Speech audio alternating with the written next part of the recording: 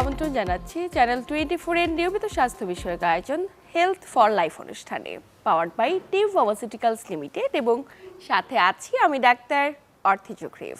দর্শক, একজন ব্যক্তির কোনো জটিলতা শনাক্তকরণের ক্ষেত্রে বিভিন্ন পরীক্ষা নিরীক্ষার গুরুত্ব কতটুকু, আজ কথা বলবো এই বিষয়টি নিয়ে। এবং এ বিষয়ে বিস্তারিত আলোচনায় আজ স্টুডিওতে আমাদের সাথে উপস্থিত আছেন অধ্যাপক ডাক্তার AHM রওশন, যিনি অধ্যাপক গ্যাস্ট্রোএন্টারোলজি এবং প্রাক্তন অধ্যাপক এবং বিভাগীয় প্রধান gastroenterology Shaheed Suhrawardy medical college ও হাসপাতাল এবং অধ্যাপক বারডেম জেনারেল হাসপাতাল। স্যার, স্বাগত আমাদের আজকের আয়োজনে। ধন্যবাদ।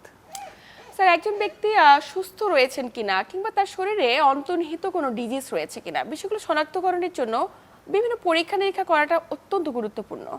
কিন্তু পরীক্ষার ক্ষেত্রে উল্লেখযোগ্য যে পরীক্ষাগুলো রয়েছে, যেমন এন্ডোস্কোপি কিংবা কোলোনোস্কোপি কিংবা ERCP, আজ তো আমরা কথা বলবো এই গুরুত্বপূর্ণ তিনটি বিষয় নিয়ে। শুরুতে আপনার কাছে জানতে চাই, এন্ডোস্কোপি বলতে আমরা কি বুঝি, এটি কি ধরনের পরীক্ষা? ধন্যবাদ।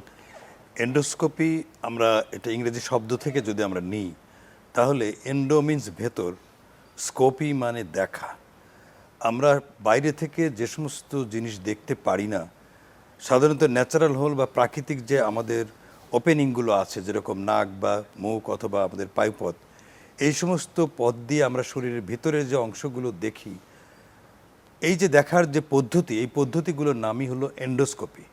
এবং যে অর্গ্যান বা শরীরের যে অঙ্গ প্রত্যঙ্গ দেখা হয় তার উপর ভিত্তি করে এদের নামকরণ করা হয়।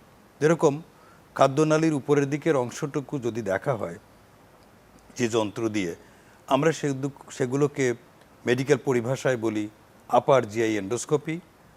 সাধারণ অর্থে মানুষ এন্ডোস্কোপি বলতে এটাই বুঝে, যদিও সবগুলোই এন্ডোস্কোপি। তেমনিভাবে কোলোনোস্কোপি, আমরা সাধারণত কোলন, আমাদের বৃহদন্ত্র খাদ্যের শেষের অংশ যে অংশটুকু থাকে, আমরা সেগুলোকে কোলন বলি। সেটা আমাদের 1 মিটারেরও বেশ, 2 মিটারের লম্বা। এটা আমরা পাইপথ দিয়ে দেখতে পারি। এইটুকু যে যন্ত্র দিয়ে দেখা হয় সেই যন্ত্রের নাম হলো কোলোনোস্কোপ, এবং যে পদ্ধতিটা দেখা হয় সেটা কোলোনোস্কোপি। আর আপনি যে ERCPর কথা বলেছেন, এটা আসলে এন্ডোস্কোপিরই একটা অ্যাডভান্স ফর্ম, মানে আরও উন্নততর প্রযুক্তির সাথে সংযোজন করে আমাদের লিভারে যে পিত্ত তৈরি হয় এবং প্যানক্রিয়াসে যে আমাদের এনজাইম বা জারকরস তৈরি হয়, যে নালী দিয়ে খাবারের সাথে মিশে আমরা সেটা করে বাইল ডাক্ট শেষের অংশ, সেখানে প্যাপিলা নামে একটা জায়গায় ওটা ওপেন করে, আমরা তার ভিতর দিয়ে পিছন দিকে ঘুরে যাই, অর্থাৎ পিত্তনালীতে ঢুকি এবং প্যানক্রিয়াটিক নালীতে ঢুকে আমরা দেখতে পারি যে ওখানে কোনো রোগ আছে কিনা। সেটা হতে পারে কোনো ইনফ্লামেশন, হতে পারে কোনো টিউমার, অথবা হতে পারে কোনো স্টোন। এগুলো দেখার যে পদ্ধতি, যেহেতু আমরা উল্টা দিকে আসি, সেই জন্য এটার নাম হলো ERCP এন্ডোস্কোপি। আর মানে রেট্রোগেড মানে পিছনের দিকে, প্যানক্রিয়াটের কোলেনজিওগ্রাফি মানে আমরা বিলিয়ারি চ্যানেলও দেখি, আবার প্যানক্রিয়াসের চ্যানেলও দেখি। এখানে কোনো রোগ আছে কিনা, স্বাভাবিকের চেয়ে কোনো ব্যতিক্রম কোনো চেহারা আছে কিনা, সেটা দেখার জন্য যে যন্ত্র ব্যবহার করা হয়, এটার নাম ERCP। আমি আরেকটু কথা এখানে যোগ করতে চাই। আপনি শুধু রোগ নির্ণয়ের কথা বলেছেন। এই সমস্ত যন্ত্র দিয়ে প্রাথমিকভাবে শুধু রোগ নির্ণয় করা হতো, কিন্তু এই যন্ত্রগুলোর সাথে এখন আধুনিক প্রযুক্তি সংযোজন করে এগুলো দিয়ে এখন চিকিৎসাও দেওয়া হয়ে থাকে। কিছু রোগ নির্মূলও করা সম্ভব, অবশ্যই করা যায়। নিশ্চয়ই। স্যার, ERCP নিয়ে যেহেতু বললেন, এত কিছু আমরা অনেক তথ্য জানলাম, কিন্তু আপনি বলছিলেন বিভিন্ন ধরনের ডিজিজগুলো ডায়াগনোসিস করে থাকেন। একটু স্পেসিফিকভাবে জানতে চাই, কোন কোন ধরনের ব্যাধিগুলো ERCPর মাধ্যমে শনাক্তকরণ করা সম্ভব? ধন্যবাদ। ERCP আমি বলার সময় একটু বলার চেষ্টা করেছি যে এটা পিত্তনালী এবং প্যানক্রিয়াসের যে গ্রন্থি, আমরা এটাই মূলত দেখে থাকি। তো এখানে যে সমস্ত রোগ হয় সেগুলোই আমরা সাধারণত দেখে থাকি। যেরকম ডিওডিনাম বা পাকস্থলীর পরে আমাদের খাদ্যনালীর যে অংশটুকু আছে তার নাম হলো ডিওডিনাম। ডিওডিনামের ওখানেই ওপেনিং দিয়ে যার পিত্ত রসটা আসে, ওখানে যদি কোনো টিউমার হয়, আমরা বলি অ্যাম্পুলারি কার্সিনোমা, সেটা এই ল্যাটারাল স্কোপ বা ডিওডিনোস্কোপ অথবা আমরা ERCPর যে স্কোপটা ইউজ করি সেটা দিয়ে দেখা যায় মুখেই। এরপরে ভিতরের দিকে আমরা যখন দেখি, যদি এই সমস্ত নালীতে যদি কোনো পাথর হয়, যদি অবস্ট্রাকশন করে, তাহলে আমরা ডায়াগনোসিস করতে পারি। যদি ওর ভিতরে কোনো টিউমার হয়, সেটাও আমরা ডায়াগনোসিস করতে পারি। এছাড়া এই নালীগুলোর বাইরেও, বিশেষ করে যদি পিত্তনালীর বাইরে প্যানক্রিয়াসের ভেতর দিয়ে এটা আসে বলে প্যানক্রিয়াসে যদি কোনো টিউমার হয়, তাহলে এটা প্রেশার ইফেক্ট, এটা যেটা চিকন নালীটা চিকন হয়ে যায়, সেটা দিয়েও আমরা অনেক সময় ডায়াগনোসিস করতে পারি। এছাড়া পিত্তনালীর বাইরে প্যানক্রিয়াস ছাড়াও অন্য কোনো টিউমার, বিশেষ করে যদি লিম্ফ নোড ওখানে যদি কোনো বড় হয়ে যায়, সেগুলো এখানে অবস্ট্রাকশন করতে পারে। আরেকটি গুরুত্বপূর্ণ জিনিস আমি আমাদের মতো দেশের জন্য বলছি, আমাদের দেশে রাউন্ড ডর্ম বা বড় কৃমি, এটা একটা বড় সমস্যা।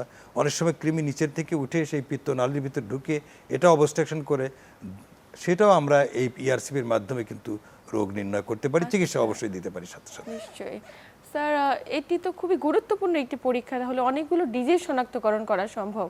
কিন্তু আমরা যে টেস্টগুলো নিয়ে আজকে কথা বলছি তার মাঝে এন্ডোস্কোপি, কোলোনোস্কোপি এগুলো খুব একদম প্রত্যেকে জানে ইন্ডিভিজুয়ালি যে কী ধরনের জটিলতা, কিন্তু আমাদের দেশের বর্তমান কিছু প্রেক্ষাপটে আমাদের সাধারণ মানুষদের মাঝে এন্ডোস্কোপি কিংবা কোলোনোস্কোপি বিষয়গুলো নিয়ে কিছুটা ভীতগ্রস্ততা কাজ করছে। অনেকে ভাবছে যে এটি তার মৃত্যুর কারণ হতে পারে। বিষয়টিকে আপনি কিভাবে দেখছেন?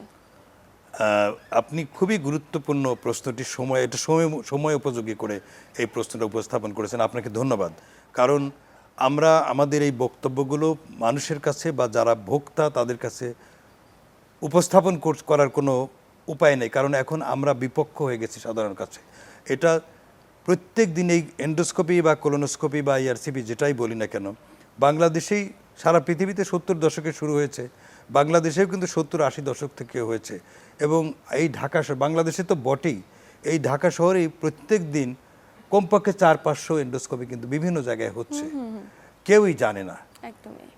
মাত্র একটা বা দুটো কোনো একটা ইনসিডেন্স হয়েছে, সেটা নিয়ে বিভিন্ন মিডিয়াতে, এখন তো সোশ্যাল মিডিয়া যেখানে কোনো রেস্ট্রিকশনও থাকে না, এবং এগুলোর প্রতি মানুষের একটা জানা বা দেখার প্রবণতাটা এত বেশি হয়ে গেছে, এগুলো ভাইরাল আকারে মানুষের কাছে গেছে যে এন্ডোস্কোপি করলে এরকম জটিলতা হয়, মৃত্যু পর্যন্ত হতে পারে। তবে হ্যাঁ, প্রত্যেকটা, এটা আমরা বলি ইনভেসিভ প্রসিডিউর বলে, শরীরের ভেতরে আমি যাচ্ছি, একেবারেই আশঙ্কামুক্ত এটা অবশ্যই নয়। বইপত্রে যেগুলো ওয়েস্টার্ন পশ্চিমা দেশগুলোতে এগুলো করেই, গবেষণা করেই তারা প্রকাশ করেছে, সেখানে ওই কথা বলা আছে। কিন্তু সেগুলো কখন হয়? হতে পারে 3টা কারণে। একটা কারণ হলো যিনি করছেন তার অদক্ষতা বা দক্ষতার কমতি থাকতে পারে। 2 নাম্বার হলো যে রোগের অবস্থাটাই এমন, কারণ আমি তো একটা যন্ত্র দিচ্ছি, আমাদের পাকস্থলীর ওয়াল হোক আর ডিওডিনামের ওয়াল হোক অথবা কোলনের ওয়াল হোক অথবা বিলিয়ারি ট্র্যাক্ট, এটা যদি অসুখ হয়ে এমন একটা পর্যায়ে যায় যে ন্যূনতম প্রেশারে সহ্য করতে পারে না, তাহলে স্বাভাবিক একজন স্কিল্ড এই এন্ডোস্কোপিস্ট যদি যায়, তাহলে খুব খুব রেয়ার ক্ষেত্রে, খুব বিরল ক্ষেত্রে এটা জটিলতা হওয়া সম্ভব। সে জটিলতাও কিন্তু চিকিৎসা করা সম্ভব, কারণ যদি একটা ফুটা হয়ে যায়, ফুটা সার্জারিকে আমি ডাক দিলে উনি অপারেশন করে দেবেন এবং it can be covered up. এরপরে যে বিষয়টা হতে পারে সেটা হলো আমি বুঝতে পারলাম না, সেখান থেকে জটিলতা হয়ে কয়েকদিন পরে কিছু হতে পারে, সেটাও কিন্তু বেশিরভাগ ক্ষেত্রে কাভার আপ করা সম্ভব। ইদানিংকালে, আগে আমরা যেটা এন্ডোস্কোপি করতাম বেশিরভাগ ক্ষেত্রে বা কোলোনোস্কোপি করতাম, আমরা এমনি করে ফেলতাম, কোনো রকমের অ্যানেস্থেশিয়া বা সিডেশন দিতাম না। একটা উল্লেখযোগ্য কথা আমি বলতে চাই যে অ্যানেস্থেশিয়া বা কোলোনোস্কোপি বা এন্ডোস্কোপি আমরা যে পরীক্ষা, ইভেন ইআরসিপিতে আমরা যা করি, 99% ক্ষেত্রে কিন্তু আমরা ফুল অ্যানেস্থেশিয়া দেওয়া হয় না, এটাকে আমরা বলি কনশাস সিডেশন। রুগী কিন্তু রেসপন্ডও করতে পারে, ও একটু শব্দও করে, টোটালি অজ্ঞান হয় না, কারণ অপারেশন করার জন্য, জেনারেল অ্যানেস্থেশিয়া দেওয়ার জন্য দিয়ে যে সমস্ত অপারেশন করে মানুষ কোনো সেন্স থাকে না, কোনো রেসপন্স করতে পারে না, এখানে কিন্তু রেসপন্স করতে পারে, শুধু ব্যথাটা অনুভব করে না, এটা করা হয়। এই ওষুধের মধ্যে যদি কোনো জটিলতা থাকে বা কোনো ভেজাল থাকে, সেটা ডাক্তার বা রোগী এদের কারোরই আসলে কিছু করার থাকে না। এরকম যদি কোনো ঘটনা কখনো ঘটে থাকে, সেটার জন্য কিন্তু আসলে ডাক্তার বা ওই পদ্ধতি যারা সাপোর্ট করছে তাদেরকে কোনোভাবে ব্লেম করার কোনো সুযোগ নাই। যে ঘটনাটি ইদানিংকালে ঘটেছে বলে আমি জেনেছি পরবর্তী, যদিও আমি এই বিষয়টি নিয়ে আমার নিজস্ব কোনো তদন্ত নেই, কিন্তু বিভিন্ন থেকে সোর্স থেকে আমি যে কথাগুলো শুনেছি সেটা হলো যে ওষুধের পার্শ্ব প্রতিক্রিয়ার ফলে ঘটনাটা ঘটেছিল, এবং সেই ওষুধের যে ত্রুটিমুক্ত নয় সেটাও পরে ডিটেক্টেড হয়েছে। সেটা আমাদের দেশের ওষুধ যে সরবরাহ নিয়ন্ত্রণ, সেইটা যদি আমরা ব্লেম করি তাহলে কিন্তু আমি কাউকে ব্লেম করতে চাই না। আমাদের সামাজিক, অর্থনৈতিক বা সমস্ত প্রেক্ষাপটের প্রেক্ষিতে এ ধরনের ভুল বা এ ধরনের কোনো ফেলাছি দুই একটা সব ক্ষেত্রেই হচ্ছে। এটাকে আমরা প্রতিনিয়তই আমরা অ্যাক্সিডেন্টের খবর শুনছি, গাড়ি ঘোড়া সব কিছুতেই। তো আমি চাই না যে একটি মৃত্যু কোনো কারু অনাকাঙ্ক্ষিত হোক, সেটা যে কারুর জন্যই হোক, কারণ যে পরিবারের থেকে হলো তার জন্য তো এটা 100% একদম। ক্ষতিকর। আমরা অবশ্যই সেটা চাইবো না, কিন্তু এর জন্য একটি মানুষকে বা একটি গ্রুপ অফ মানুষকে ব্লেম করার কিন্তু সত্যিকার অর্থে যৌক্তিকতা আমি অন্তত বৈজ্ঞানিকভাবে দেখি না। আমি অবশ্যই বলবো বিষয়টিকে তদন্ত হওয়ার পরে যে কারণে এটা হয়েছিল সেইটা পরিষ্কারভাবে আবার ওরকম ভাইরাল করে দিয়ে মানুষের মধ্যে ভীতিটা তুলে নেওয়া হোক, যাতে করে মানুষের অনেক কঠিন ব্যাধি এই সমস্ত পরীক্ষার মাধ্যমে নির্ণয় করা সম্ভব হয়। এবং আমি অবশ্যই বলবো অনেকগুলো রোগ এই যন্ত্র দিয়ে কিন্তু চিকিৎসা করে সম্পূর্ণ নিরাময় করে দেওয়া সম্ভব। আমি একটু জানবো যে এন্ডোস্কোপি আসলে এমন কি কি ধরনের ব্যাধি রয়েছে যেগুলোতে করানোটা অত্যন্ত গুরুত্বপূর্ণ, যেটি অন্য কোনো পরীক্ষার মাধ্যমে শনাক্তকরণ করা সম্ভব নয়। যে এটি একটি খুবই খুবই গুরুত্বপূর্ণ কোশ্চেন বলেছেন। যদিও আমি বলবো যে এন্ডোস্কোপি তো আমাদের দেশে অনেক দিন ধরে চলছে এবং আমাদের ডাক্তাররা তো বটেই, সাধারণ মানুষের মধ্যেও কিন্তু মোটামুটি সক্ষম আইডিয়াটা আছে যে আসলে এন্ডোস্কোপি করে কি করা হয়। আমাদের খাদ্যনালীতে কয়েকটি বিশেষ রোগ হয়।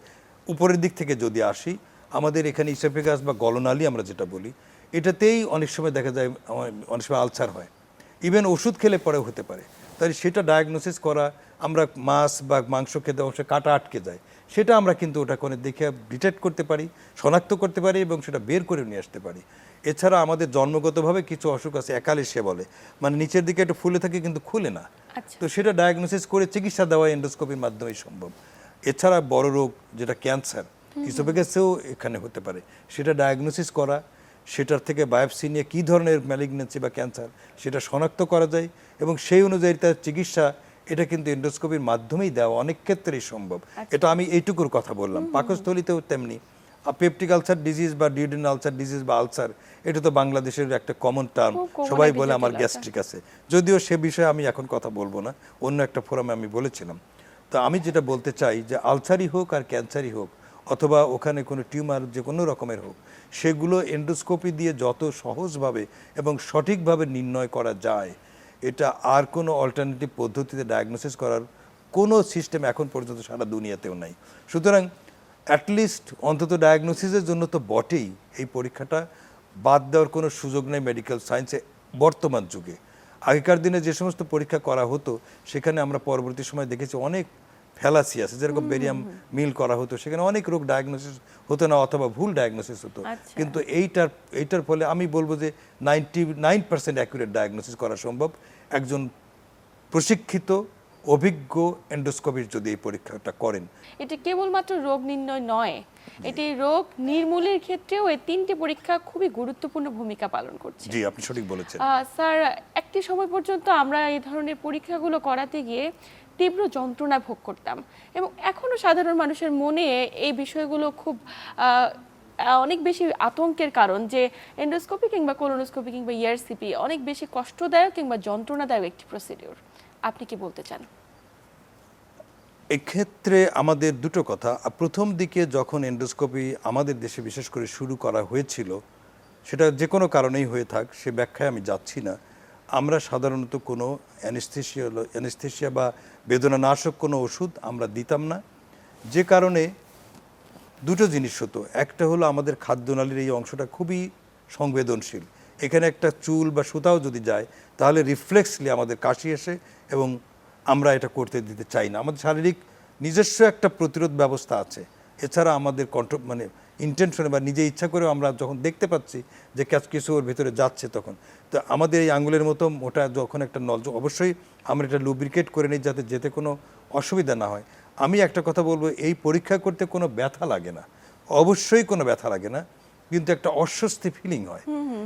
এবং বেশিরভাগ ক্ষেত্রে, যদিও সায়েন্টিফিক্যালি এটা 5 থেকে 7 মিনিট ধরে করার কথা বলা হয়েছে, এটা প্রপারলি করার জন্য আমরা 3-4 মিনিটেই বেশিরভাগ ক্ষেত্রে শেষ করে ফেলি। তো এই সময়টা এমন বেশি অস্বস্তি ছাড়া এতটুকু ব্যথা লাগার কোনো সম্ভাবনা নাই। তারপরেও যদি কেউ অতি সংবেদনশীল হয়ে থাকে তাহলে তার জন্য ব্যবস্থা আছে, যে আমরা এখন ওই যে কথা বললাম যে কনসাস সিডেশন, একটা আজকাল ইনজেকশন আছে, যে ইনজেকশন দিলে 5 মিনিট একটা মানুষ ঘুমিয়ে থাকে, ওই 5 মিনিট সে কিছুই বুঝবে না, এর মধ্যে তার পরীক্ষাটা হয়ে যাবে, তারপরে সে উঠে নিজেই গাড়ি ড্রাইভ করে চলে যেতে পারবে।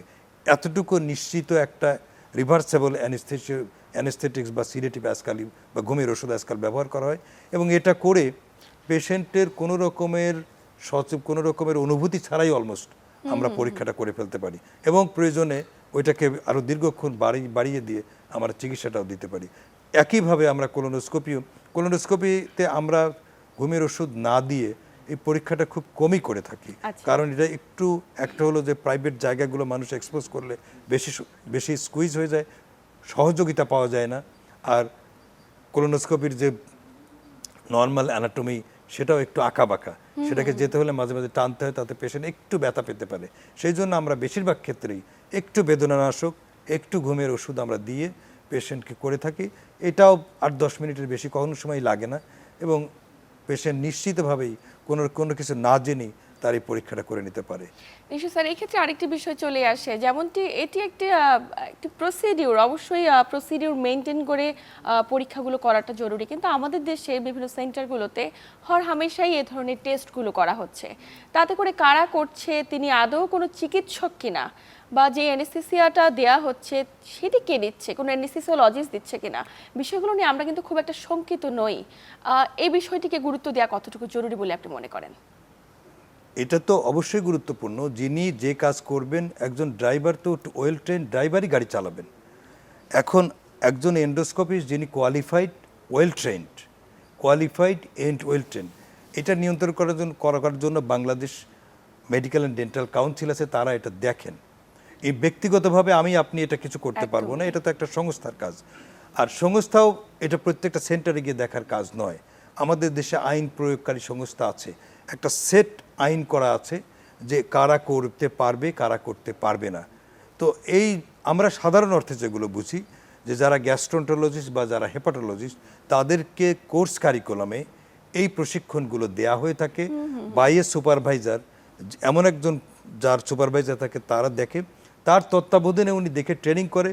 কমপক্ষে 200 এন্ডোস্কোপি ইন্ডিপেন্ডেন্ট, একেবারে এককভাবে যখন করে না, ততক্ষণ পর্যন্ত তাকে বলা হয় না যে তুমি এটা নিজে নিজে করো। তো এটা শুধু যারা কোর্স করেছে তাদের পক্ষেই সম্ভব। 1 দিন 2 দিন আমি একজন এমবিবিএস ডাক্তার বা অন্য কোনো সাবজেক্টে বিশেষজ্ঞ হয়েই আমি এন্ডোস্কোপি যন্ত্র কিনে করে নিলাম, এগুলোর বিষয়ে আমাদের একটু সতর্ক থাকতে হবে, কারণ তারা যথাযথভাবে প্রশিক্ষিত নন। আমাদের ফর্মাল প্রশিক্ষণের সেন্টার আমাদের দেশে নাই, তবে যেহেতু গ্যাস্ট্রোন্টোলজি এবং হেপাটোলজি কোর্সের মধ্যে এই এন্ডোস্কোপি, কোলোনোস্কোপি, আরসিপি অন্তর্ভুক্ত, এই সমস্ত কোর্স যারা করেছেন বা করেন, তাদের কিন্তু তাদের সিনিয়র টিচারদের তত্ত্বাবধানে করে তাদের প্রশিক্ষিত হন। তাদের ব্যাপারে আমি বলবো যে তারা যদি করে থাকেন, তারা যথাযথভাবে করেন বলে আমি মনে করি। এর বাইরে যদি কেউ করে থাকেন, সে বিষয়টা অবশ্যই আইনসম্মত হবে না। এবং এটা দেখার জন্য Bangladesh medical and dental council আছে এবং সেটা নিশ্চিত করার জন্য বাংলাদেশের আইন প্রয়োগকারী সংস্থা আছে। এটা আমি একজন ডাক্তার বা আপনি একজন ডাক্তার এটা নিয়ন্ত্রণ করতে পারবো না। এটা আমাদের, যেমন চিকিৎসকের সচেতন হওয়া জরুরি, প্রত্যেকটা ব্যক্তিকে স্ব জায়গা থেকে সচেতন হয়ে এই বিষয়গুলোকে নোটিশ করা জরুরি। যেমন একজন ব্যক্তি বা একজন রোগী যদি একজন চিকিৎসকের কাছে গিয়ে তার শরণাপন্ন হয়ে তার আন্ডারে পরীক্ষাটি করান, তাহলে হয়তো বা এই ধরনের জটিলতাগুলো কিছুটা হলেও এড়িয়ে যাওয়া সম্ভব। অবশ্যই আমি সে কথাই বলছি যে আপনি যদি সুপ্রশিক্ষিত ওই বিষয়ের, যিনি যে বিষয়ে প্রশিক্ষিত, একজন কার্ডিয়াক সার্জনের কাছে আমি হার্ট অপারেশন করাতে যাব, আমি একজন নিউরোসার্জারিতে প্রশিক্ষণপ্রাপ্ত লোককে আমার ব্রেন অপারেশন করতে যাব, তো এন্ডোস্কোপি আমি তার কাছে যাব কেন? যিনি প্রপারলি কোয়ালিফাইড অ্যান্ড ট্রেন্ড, যথাযথভাবে শিক্ষিত প্রশিক্ষিত, তার কাছে আমি যাব। নিশ্চয়ই স্যার, আমরা আলোচনার একদম শেষ প্রান্তে অত্যন্ত গুরুত্বপূর্ণ তথ্য এবং পরামর্শ দিয়ে দর্শকদের উপকৃত করবার জন্য আপনাকে আন্তরিক ধন্যবাদ। আপনাকে অশেষ ধন্যবাদ, থ্যাংক ইউ ভেরি মাচ। প্রিয় দর্শক, এই ছিল আমাদের আজকের আয়োজন। এতক্ষণ সাথে থেকে আমাদের আয়োজন দেখার জন্য সবাইকে আন্তরিক ধন্যবাদ। দেখা হবে আগামী সপ্তাহে ঠিক একই সময়ে নতুন কোনো আলোচনায়। ততক্ষণ পর্যন্ত সবাই ভালো থাকুন, সুস্থ থাকুন এবং চ্যানেল 24 এর সাথেই থাকুন।